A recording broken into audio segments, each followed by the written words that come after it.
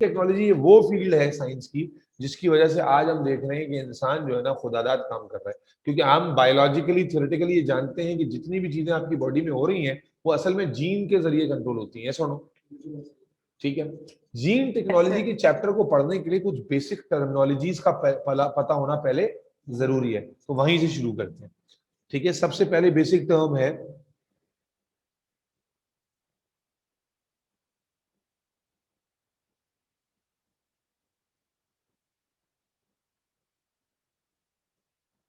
Recombinant DNA. सबसे पहला जो बेसिक टर्म है वो है रिकॉम्बिनेंट डीएनए। बेटा ऐसा डीएनए जो दो सोर्सेस के डीएनए को, दो या दो से ज्यादा सोर्सेस के डीएनए को कंटेन कर रहा है। भाई आप में आपका डीएनए है, एक जानवर में उसका अपना डीएनए है, लेकिन अगर मैं एक ऐसा डीएनए बना लूं जो दो या दो से ज्यादा सोर्सेस से लिया गया हो और उनको मर्ज किया हो, हाइब्रिडाइज किया गया हो, ऐसे डीएनए को, ऐसे डीएनए को हम क्या कहते हैं? रिकॉम्बिनेशन। समझ आई बात? ये मान लो, इसकी डेफिनेशन लिख दें बेटा नोट्स में सब लिखा हुआ है, मैं बता देता हूँ कि ऐसा DNA which contains DNA completely क्या दिया क्या? It's a DNA which contain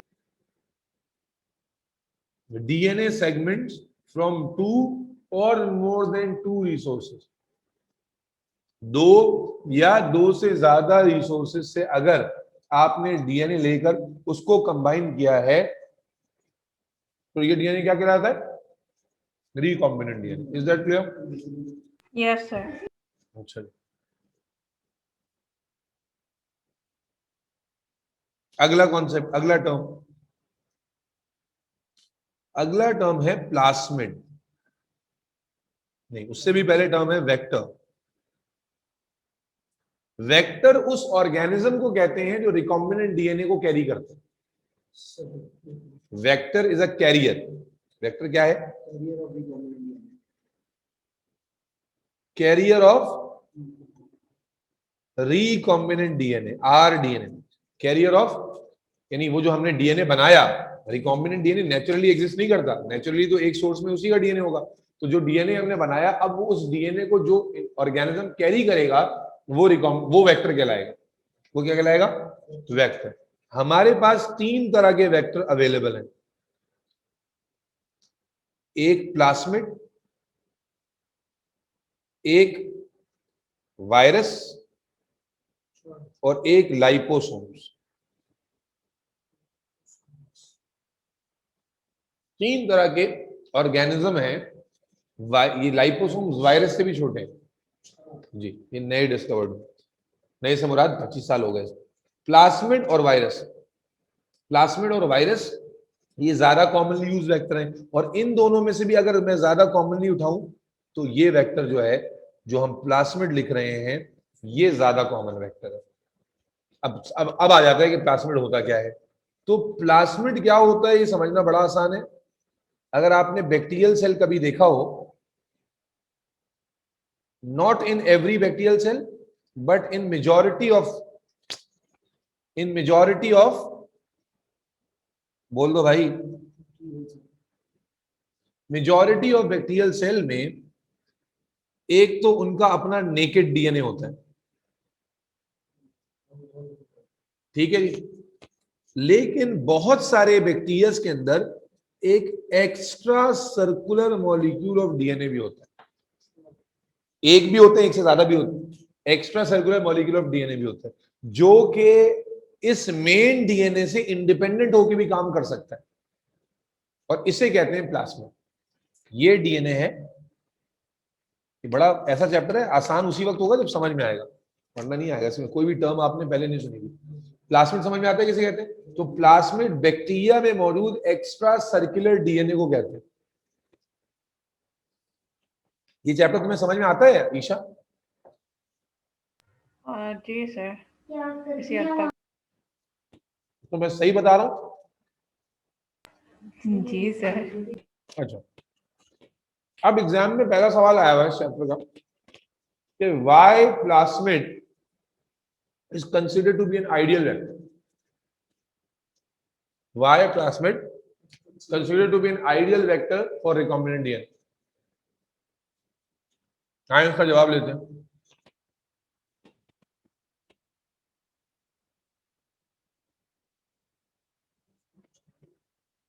laptop पे देख रहे हैं कुछ।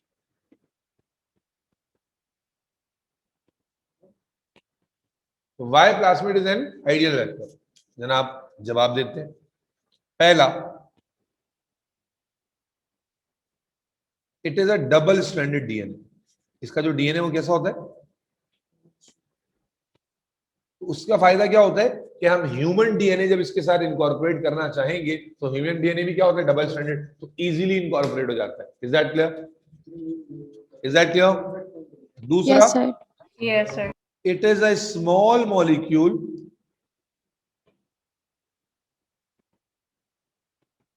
which make it easy to come out and go into the bacterial cell. क्योंकि छोटा सा मॉलिक्यूल है तो हम क्या देखते हैं कि ये आसानी के साथ बैक्टीरियल सेल वॉल से बाहर भी आ जाता है और अंदर भी चला जाता है। स्मॉल साइज का फायदा। तीसरा, it can replicate independently. It can replicate what? Independently, बगैर मेन डीएनए से ऑर्डर लिए रेप्लिकेट कर सकता है। तो अगर आपने इसमें रिकॉम्बिनेंट डीएनए बना दिया इसको, तो वो खुद ब खुद ही क्या हो जाएगा? आगे रेप्लिकेट होगा। यस और नो? बोलो भाई। Yes sir. Yes, sir.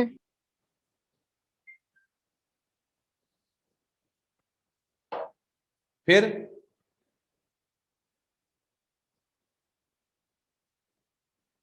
large variety of bacteria contain plasmids. Large variety of bacteria have plasmids. ज्यादातर में प्लास्मिड्स होते हैं। तो अल्टीमेटली अगर हम उसको कंपेयर कर रहे हैं वायरस से, तो वायरस एक बहुत छोटा ऑर्गेनिज्म भी होता है, तो इसलिए वायरस के मुकाबले में बैक्टीरिया बड़ा है और उसमें ज्यादातर बैक्टीरिया में प्लाज्मिड है भी, तो फिजिबिलिटी ज्यादा है कि लार्ज वैरायटी ऑफ बैक्टीरिया है plasmids, so easily available. Bacteria की अवेलेबिलिटी जो है वो वायरस से ज्यादा होती है। काम करना भी वायरस के ऊपर, बैक्टीरिया के ऊपर ज्यादा आसान है क्योंकि बड़ा है ऑर्गेनिज्म। बात समझ में आ रही है? हाँ ना बोल भैया। Yes sir. Yes, sir.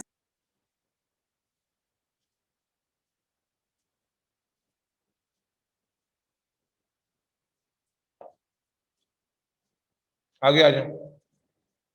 एक और पॉइंट है, थोड़ा टेक्निकल है।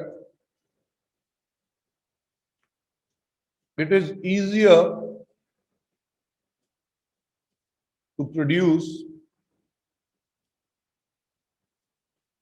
sticky ends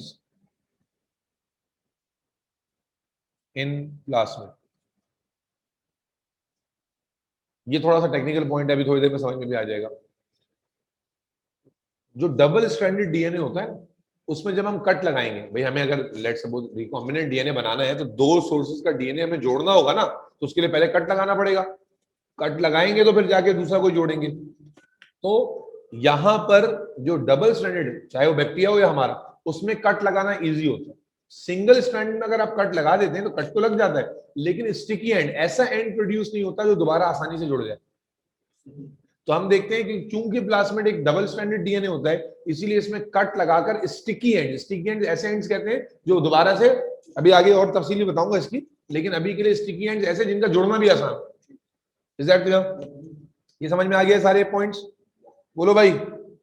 yes sir. Yes, सब आ गया. चलो अगला टर्म, अगला टर्म है भाई कुछ एंजाइम्स की बात कर लेते हैं। अगले टर्म्स रिलेटेड हैं सारे एंजाइम्स से। सबसे पहला एंजाइम जो है कैटेगरी का वो है रिस्ट्रिक्शन एंजाइम्स, या जिनको रिस्ट्रिक्शन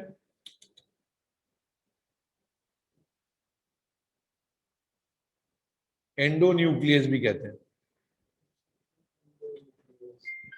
एंडोन्यूक्लियस या रिस्ट्रिक्शन एंजाइम। बेटा ये क्या है? कैंचियां हैं, सिंपल है। ये क्या है? कैंचियां हैं जिसका इस्तेमाल आप करेंगे कट पैदा करने के लिए। किसी भी डीएनए में, किसी भी डीएनए में कट अगर आपने लगाना है, कट लगाने का मतलब क्या होगा? डीएनए डबल स्ट्रैंड होता है, ये सुनो, प्लास्मिड का हो या हमारा हो, डबल स्ट्रैंड होता है। तो कट लगाने का मतलब क्या हो गया कि आपने कौन से बॉन्ड तोड़ने हैं? हाइड्रोजन बॉन्ड भी तोड़ने हैं और शुगर बैकबोन भी तोड़नी है। कट लगाया ना, बात समझ में आ रही है? अब रिस्ट्रिक्शन एंडोन्यूक्लियस दो तरह से कट लगा सकते हैं। कैंचियां हैं जाके कट मारेंगे, या जैसे हमने कट दिखाया, तो दो तरह के कट प्रोड्यूस हो सकते हैं। इस तरह का कट जो मैंने अभी बनाया, जिसमें जो कटने वाला हिस्सा था वो कट गया, जो बचा हुआ है वो सारा पेयर्ड है, सारी बेसिस एक दूसरे के साथ क्या होंगी? पेयर्ड होंगी। इन एंड्स को कहते हैं हम लोग ब्लंट एंड्स। क्या कहते हैं? ब्लंट। कि भाई रिस्ट्रिक्शन एंडोन्यूक्लियस के यूज करके हमने क्या प्रोड्यूस किया? Blunt and. एक और एंड होता है, ये देखिएगा,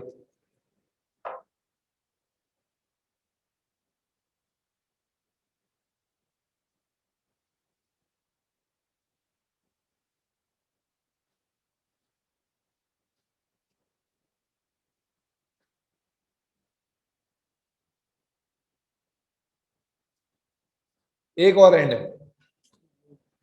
ये क्या है? आप अगर गौर से देखें तो इस वाले एंड में यहां तक जो बेसिस हैं ये सारी पेयर्ड है, लेकिन ये वाला जो पार्ट और ये वाला जो पार्ट है इसके सामने कुछ भी नहीं है, ये अनपेयर्ड बेसिस हो गई। जब ये अनपेयर्ड बेसिस हैं तो ये अनस्टेबल होंगी, और जब इसको कोई पेयर मिलेगा फौरन से उसके साथ जुड़ेगा या नहीं जुड़ेगा? इनको कहते हैं स्टिकी एंड्स। तो कौन से एंड्स बनाना मुश्किल है लेकिन फायदेमंद भी है? स्टिकी एंड्स बनाना। आर्ट चाहिए ना भाई इसके लिए कि सही से कटिंग हो, लेकिन फायदा क्या है कि इसमें जब कोई और डीएनए आप इनकॉर्पोरेट करेंगे तो इजीली हो जाएगा। ब्लंट एंड जो है ना वो बन तो जल्दी जाएगा, लेकिन उसमें डीएनए इनकॉर्पोरेट करना मुश्किल होगा। समझ में आ रही बात? Yes sir. अच्छा जी। जी। तो रिस्ट्रिक्शन एंडोन्यूक्लियस के बाद अगला ग्रुप आ गया डीएनए लाइगेज। ये क्या है? ये है ग्लू। ये थे सिजर्स। अब आपने स्टिकी एंड बनाया या ब्लंट एंड बनाया, इस पे जब दूसरी चीज आप जाके लगाएंगे, जैसे स्टिकी एंड की एग्जांपल समझो, इस पे अनपेयर्ड बेसिस हैं, तो अगर मैं कोई और ऐसा स्ट्रैंड दूंगा, मान लो कि मैंने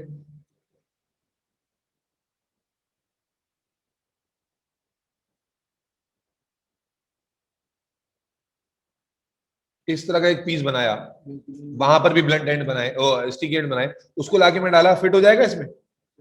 तो जो इसमें भी अनपेयर्ड बेसिस है और इस पर भी अनपेयर्ड बेसिस है, तो वो अनपेयर्ड बेसिस से फटाफट बाइंड हो जाएंगी। कौन से बॉन्ड से? हाइड्रोजन बॉन्ड से। लेकिन हाइड्रोजन बॉन्ड बनेगा ना, शुगर फॉस्फेट बॉन्ड तो नहीं बनेगा। तो शुगर फॉस्फेट बॉन्ड को लिंक करने के लिए कौन चाहिए? ग्लू चाहिए, डीएनए लाइगेज। समझे? बेस के साथ तो खुद से बॉन्ड बना लेती है, लेकिन शुगर फॉस्फेट को लिंक करने के लिए हमें क्या चाहिए?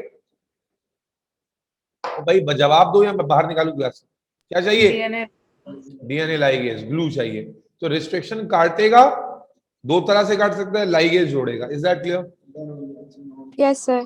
Yes sir. अगला आ गया डीएनए पॉलीमरेज। डीएनए, ये तो आपने एएस में पढ़ा हुआ है। ये क्या करता है? न्यूक्लियोटाइड सीक्वेंस को आपस में जोड़ता है, इलोंगेट करता है। पॉलीमरेज के जरिए आप क्या करते हैं? एक न्यूक्लियोटाइड, मल्टीपल न्यूक्लियोटाइड आपके पास है, पॉलीमरेज के जरिए आप एक नया स्ट्रैंड खड़ा कर लेते हैं। तो it is used to make new strands of DNA. Yes और नो? जब नया स्ट्रैंड बनाना हो तो उसमें न्यूक्लियोटाइड को जोड़ने के लिए उनके शुगर फॉस्फेट, देखो ये भी शुगर फॉस्फेट बॉन्ड बनाता है,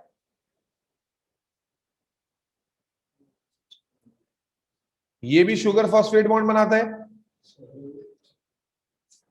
और ये भी शुगर फॉस्फेट बॉन्ड ही बनाता है बिटवीन न्यूक्लियोटाइड। फर्क क्या है? वो फर्क ये है पॉलीमरेज नए डीएनए के सीक्वेंस को जोड़ता है और वो तो दो कट्स को जोड़ रहा है। यस और नो? जी सर। लेकिन बॉन्ड दोनों सेम बनवाते हैं। क्लियर? यस। Yes, sir. अगला एंजाइम आ गया रिवर्स ट्रांसक्रिप्टेज।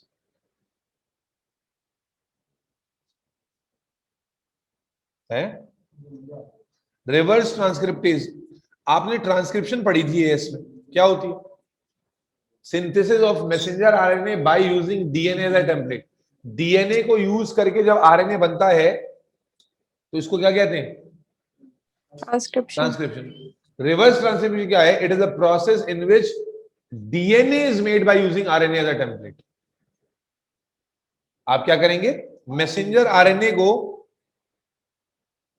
मान लो ये मैसेंजर आरएनए है, तो रिवर्स ट्रांसक्रिप्टेज का काम क्या है? मैसेंजर आरएनए को देखते हुए इसके सामने क्या खड़ा करेगा? डीएनए। और ये डीएनए सिंगल स्ट्रैंडेड होगा, डबल स्ट्रैंडेड होगा? सिंगल स्ट्रैंडेड होगा, तो इसको क्या कहते हैं? SsDNA, single stranded DNA. Reverse transcriptase क्या है? वो एंजाइम्स हैं जो कि मैसेंजर आरएनए को एज अ टेम्पलेट यूज करेंगे और डीएनए बनाएंगे। उल्टा काम हो रहा है। क्लियर हो गई बात? अब जब सिंगल स्ट्रैंडेड डीएनए बन गया, सिंगल स्ट्रैंडेड डीएनए क्या हो गया? बन गया, तो मैं डीएनए पॉलीमरेज के जरिए इसका ऑपोजिट स्ट्रैंड खड़ा कर सकता हूं, रेप्लिकेशन। अब मैं डीएनए पॉलीमरेज के जरिए इस स्ट्रैंड को देखते हुए इसका कॉम्प्लीमेंट्री बना सकता हूं। बन गया डबल स्ट्रैंडेड, लेकिन क्या है? ये कॉपी मार के बनाया है, इसीलिए इसको सी डीएनए कहते हैं। ये वाले जो हमने डबल स्ट्रैंडेड हो गया ना डीएनए, लेकिन ये डीएनए कॉपी मार मार के हमने बनाया है, इसलिए इसको सी डीएनए कहते हैं। Is that clear? तो हमने क्या कहा? रिस्ट्रिक्शन एंडोन्यूक्लियोटाइड्स क्या होते हैं? सीजर्स होते हैं। डीएनए लाइगेज क्या होते हैं? ग्लू होते हैं। पॉलीमरेज क्या होते हैं? नए स्ट्रैंड बनाते हैं। रिवर्स ट्रांसक्रिप्टेज क्या है? बड़ा कमीना एंजाइम है। ये क्या करता है? मैसेंजर आरएनए को यूज करके सिंगल स्ट्रैंडेड डीएनए बनाता है और फिर पॉलीमरेज के जरिए वो डबल स्ट्रैंडेड डीएनए बन जाता है। ऐसा डीएनए हम क्या कहते हैं? ऐसे डीएनए को सी डीएनए, कॉपीड डीएनए। ठीक है। अच्छा, इसके अलावा और भी है कुछ टर्म्स। प्रोमोटर क्या होते हैं? अब लैक ओपरॉन में मैं भाषण झाड़ चुका हूं, अब प्रोमोटर नहीं बताया, मुंह तोड़ दूंगा। प्रोमोटर क्या होते हैं? Promoter operator. प्रोमोटर ऑपरेटर क्या होते हैं? क्या तुम्हें पता होना चाहिए प्रोमोटर ऑपरेटर के बारे में? जी ईशा फातिमा। सर जो पूरा प्रोसेस होता है उससे वो इनिशिएट इन दोनों से ही होता नहीं बेटा, इनिशिएट नहीं, जरा मुझे एग्जैक्ट वर्ड बताओ। ये इनिशिएट क्या इनिशिएट होता है? ओ भाई, जीन की ट्रांसक्रिप्शन, आरएनए पॉलीमरेज को ये बताते हैं कि ट्रांसक्रिप्शन यहां करनी है। तो प्रोमोटर का काम क्या है? They are responsible to initiate the transcription. बगैर प्रोमोटर के ट्रांसक्रिप्शन नहीं होगी, नहीं होती। मजा नहीं आया ना, बट ठक से जवाब आना चाहिए। Initiate transcription. और ट्रांसक्रिप्शन किसकी होती है? डीएनए की, आरएनए की? ठीक हो गया? तो मेरे बच्चे, ये सारी बातें समझ में आ गई आपको या नहीं आई? तो कमीनी बोल देना मोटी। सर आ गई है। अच्छा, भाई बैठा हुआ था, इसका भाई बैठा। तुम भाई को बिठा के क्लास ले रही हो पीछे मेरी, हैं? सर वो आ जाते हैं पीछे से। तो तुम हैंड्स फ्री लगाया करो ना। अब तुम मेरी बातें अब्बा को सुनवाओगे। अब्बा कल को मुझे फोन करके बोलेंगे कि मेरी बेटी को कमीनी कहा कैसे आपने। नहीं हद है यार, उनको क्या पता तुम कितनी जहरीली हो। सर इतनी भी नहीं हूँ। अच्छा जी, पीसीआर, ये आखिरी टॉपिक है आज का, पीसीआर। इसमें शॉर्ट नोट आता है पीसीआर का। पीसीआर सुना आपने बहुत होगा। कोविड टेस्ट कराएं, पीसीआर करा ले। फला जी हेपेटाइटिस चेक कराएं, पीसीआर करा ले। PCR PCR PCR PCR PCR stands for polymerase chain reaction. क्या है? ये बहुत कॉमन टेस्ट है। जब कोई भी वायरल इलनेस होती है ना, तो डॉक्टर क्या लिख देता है? पीसीआर करा गया, पीसीआर, पॉलीमरेज चेन। अभी जो कोविड का टेस्ट होता है वो भी क्या होता है? पीसीआर टेस्ट होता है। हेपेटाइटिस का टेस्ट कराना है, पीसीआर होगा। जितने भी वायरल इलनेस के टेस्ट है सारे पीसीआर है। क्यों? अभी लॉजिक समझ में आ जाएगी मेरे बच्चे। पीसीआर कमाल की टेक्निक, कमाल की टेक्निक, कमाल की टेक्निक। क्या होता है इसके अंदर? समझना था क्या होता है, समझना। मान लो कि मुझे कहीं से एक डीएनए का पीस मिल गया। डीएनए कैसा होता है? Double stranded. यस सुनो, कहीं से क्या मिल गया? अब मैं भैंस बोलूंगा तुम्हें, बोलो ना, मुंह में क्या आलू भरा हुआ है क्या? बोल रही नहीं हो? सर मैं साथ साथ लिख भी नहीं हूँ, समझ आ रही लिखो है। नहीं, बोलो। अच्छा सर। ये हम मान लो कि हमें डबल स्टैंडर्ड डीएनए का सैंपल मिल गया, ठीक है जी। मैं क्या करता हूं, इस डबल स्टैंडर्ड डीएनए को 95 डिग्री सेल्सियस तक हीट करता हूं। कहां तक? 95 डिग्री सेल्सियस 95 डिग्री सेल्सियस तक टेम्परेचर याद रखने, 95 डिग्री सेल्सियस। ये टेम्परेचर क्यों चाहिए? ये टेम्परेचर चाहिए डीएनए को डीनेचर करने के लिए, उसके बॉन्ड को तोड़कर उसके दो स्ट्रैंड को सेपरेट करने के लिए। क्या मतलब कि इस टेम्परेचर पर जब हम लैब में डीएनए को लेके जाते हैं तो उसके दोनों स्ट्रैंड्स क्या हो जाते हैं? अलग हो जाते हैं। दोनों स्ट्रैंड्स क्या हो जाते हैं? अलग हो जाते हैं। इसको हम मेडिकली क्या कह रहे हैं? डीनेचुरेशन का स्टेप। ठीक हो गया। उसके बाद हम क्या करते हैं? अच्छा, पीसीआर है क्या? बताया नहीं मैंने। पीसीआर वो टेक्निक है जिसमें आप एक स्मॉल सैंपल ऑफ डीएनए को यूज करके बल्क ऑफ डीएनए प्रोड्यूस कर देते। अगर मुझे एक डीएनए मिल जाए तो उस एक डीएनए से मैं पूरा बल्क ऑफ डीएनए बना सकता हूं। इस टेक्निक को पीसीआर कहते हैं। जब आपको वायरल इलनेस है कि नहीं है, आपके ब्लड का सैंपल लिया और उसको पीसीआर कराया उसका, अगर उसमें वायरल डीएनए जरा सा भी है तो वो रेप्लिकेट करेगा और कंसिडरेबल अमाउंट में आपको लैब में नजर आ जाएगा कि वायरल डीएनए इज प्रेजेंट, और अगर नहीं होगा तो नहीं करेगा। तो पीसीआर इसलिए, वायरस चूंकि बहुत छोटा ऑर्गेनिज्म है, उसको डिटेक्ट करना माइक्रोस्कोपिकली बहुत नामुमकिन है, तो इसलिए पीसीआर से जरूर डिटेक्ट होता है। समझ में आ रही बात? तो अब क्या हुआ? डीनेचुरेशन हुई और उससे डीएनए के स्ट्रैंड्स अलग हो गए। उसके बाद अब एक चीज आज मैं तुम्हें बता रहा हूं, यूनिवर्सिटी में पढ़ोगे, ये इससे पहले नहीं पढ़ी। डीएनए की जब रेप्लिकेशन होती है ना, तो किसके जरिए होती है? डीएनए पॉलीमरेज के जरिए। ऐसे ही ना? डीएनए पॉलीमरेज बड़ा जबरदस्त एंजाइम है, लेकिन इसके नखरे बहुत होते हैं। मुझे अच्छे से याद आ गया, एक ग्रुप हमारा बायोकेमिस्ट्री का ग्रुप आया था डाउ का, जब मैं फाइनल ईयर में था। मैं बड़ा मशहूर था कि भाई जो कोई नहीं समझा सकता वो ये समझा सकता। तो एक हमारा ग्रुप था जूनियर्स का, वो किसी एक बच्चे को मैंने पढ़ाया था, वो पूरा बायोकेमिस्ट्री, उन्होंने पूरा सेमेस्टर बायोकेमिस्ट्री पढ़ी थी मुझसे। मुझे बड़े अच्छे बहुत अच्छे लड़के लड़कियां थे, यूनिवर्सिटी में बैठ के पढ़ लेते थे, मैं बड़ा शौक से पढ़ाता था उनको। तो ये पीसीआर क्लिनिकली बड़ा इंपॉर्टेंट होता है, तो इसकी लॉजिक में हम बात कर रहे थे। बहरहाल तो उनको ये पता ही नहीं था, तो आपको भी नहीं घंटा पता होगा। फिर वही बात है, हमें बताने वाले अल्लाह को जज़ाए खैर दे, तो हम आप आगे बढ़ा रहे हैं कि डीएनए की जब रेप्लिकेशन होती है, आप क्या पढ़ते हैं? डीएनए पॉलीमरेज आता है, दर दर दर दर न्यूक्लियोटाइड बना लेते हैं। ऐसा नहीं, डीएनए पॉलीमरेज एंजाइम तो बड़ा काम कर, लेकिन नखरे बहुत। इसके नखरे क्या है? डीएनए पॉलीमरेज बायोकेमिकली कहता है कि भाई मैं डबल स्ट्रैंड पे काम करूंगा, सिंगल स्ट्रैंड पे नहीं। अभी डीएनए का क्या है? सिंगल स्ट्रैंड, दूसरा स्ट्रैंड है ही नहीं। हम क्या समझते हैं कि डीएनए का डबल, यानी डीएनए का जो दूसरा स्ट्रैंड शुरू करता है वो कौन शुरू करता है? DNA polymerase. असल में नहीं है।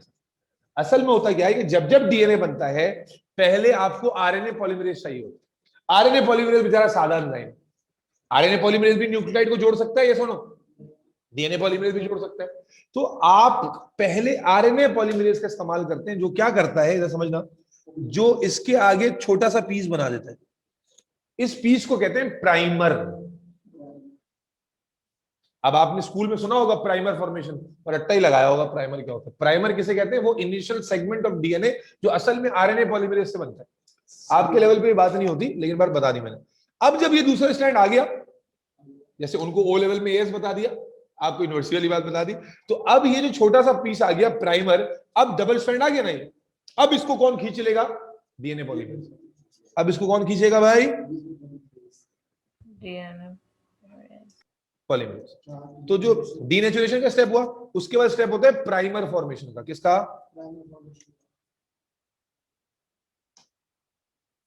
और उसके बाद प्राइमर फॉर्मेशन के बाद क्या होगा? प्राइमर फॉर्मेशन को एनीलिंग भी कहते हैं, नोट्स में बनी हुई डायग्राम।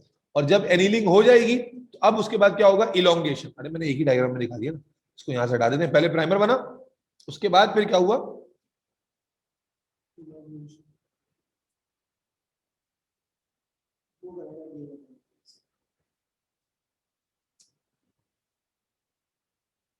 ये हुई इलोंगेशन उस चीज में।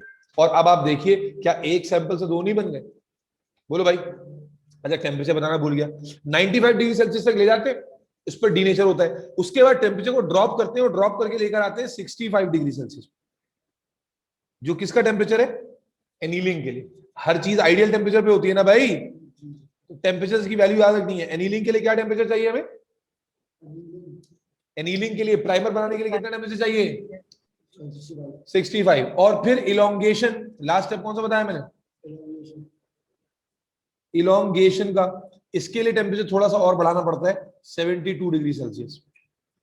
तो पहले टेम्परेचर 95 तक लेके जाते हैं, उसके बाद 65 पे ड्रॉप कराते हैं उसको, फिर उस पे प्राइमर बनता है। जब प्राइमर फॉर्मेशन हो गई, उसके बाद 72 पे जाके डीएनए पॉलीमरेज की एक्टिविटी को एडलेस कर देते हैं। Is that clear? एक डीएनए से दो डीएनए बन गए, इसी प्रोसेस को रिपीट करें मल्टीपल टाइम्स तो बल्क ऑफ डीएनए बन जाएगा। यस और नो? हाँ ना बोल भैया मोटी। Yes, sir. बात समझे नहीं समझे? जी सर। तुम्हें तो पहले से पढ़ा हुआ है तुमने, मैं तो वैसे झक मार रहा हूं तुम्हें पढ़ा के, तुम्हें तो आता ही है सब कुछ। ये तो तुमने याद किया हुआ ना पहले से। सर किसी हद तक। सही पढ़ा है मैंने? जी। अच्छा, एक आखिरी बात क्या थी? ये हो गया। हाँ यस, कि इसमें जो पॉलीमरेज इस्तेमाल हो रहे हैं, आरएनए पॉलीमरेज, डीएनए पॉलीमरेज, ये नॉर्मल नहीं है, ह्यूमन वाले नहीं है। क्योंकि ह्यूमन का पॉलीमरेज तो इतने टेम्परेचर पे सर्वाइव ही नहीं कर सकता। ह्यूमन का पॉलीमरेज इतने टेम्परेचर पे सर्वाइव नहीं कर सकता, वो तो खत्म हो जाएगा, ब्रेक हो जाएगा, फ्रेगमेंट हो जाएगा। तो बेटा यहाँ जो हम लोग ग्रुप ऑफ पॉलीमरेज इस्तेमाल करते हैं ना, उन्हें हम कहते हैं टाक पॉलीमरेज। क्या कहते हैं? टाक टाक। ठीक है, ये जो पीसीआर लैब में होता है, इसमें जो ग्रुप इस्तेमाल करते हैं टाक पॉलीमरेज। टाक पॉलीमरेज क्या है? ये हीट रेजिस्टेंट बैक्टीरिया के पॉलीमरेज है। हमने बैक्टीरिया में बहुत वैरायटी होती है। एक्सट्रीम बैक्टीरिया वो ऑर्गेनिज्म है जो एक्सट्रीम कोल्ड में भी सर्वाइव कर रहे हैं और एक्सट्रीम हॉट में भी कर रहे हैं। तो हीट रेजिस्टेंट बैक्टीरिया से ये वाले जो पॉलीमरेजेस है, ये हमने कहां से निकाले हुए? हीट। तो उनके अंदर ये जो पॉलीमरेजेस का ग्रुप है, ये इंतहाई स्टेबल ग्रुप है और इतने हाई टेम्परेचर पे डीनेचर नहीं होता। तो हम जो है हीट रेजिस्टेंट बैक्टीरिया से एंजाइम्स का ग्रुप निकालते हैं, जिनको हम टाक पॉलीमरेज कहते हैं, जिनको हम इस्तेमाल करके फिर जो है वो पीसीआर करते हैं। अल्हम्दुलिल्लाह। समझे भाई? समझे भाई? नहीं समझे? तो भाई यहां तक बात हो गई खत्म। अब इंशाअल्लाह ताला अज़ीज़ुल करीम एक सेशन इस पर और होगा और फिर 1.5वें सेशन में ये चैप्टर खत्म हो जाएगा।